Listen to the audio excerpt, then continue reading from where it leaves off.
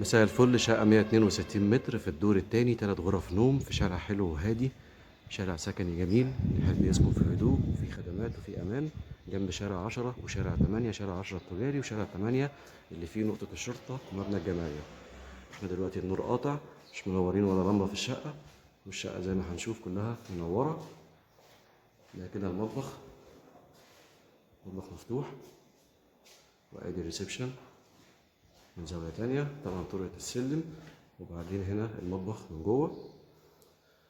كمل بقى في ممر التوزيع، في عندنا 3 غرف نوم. دي كده أول غرفة، وهنا الغرفة التانية، وهنا الغرفة التالتة. زي ما احنا شايفين الشقة كلها منورة، وده كده الحمام، وفي بانيو كبير.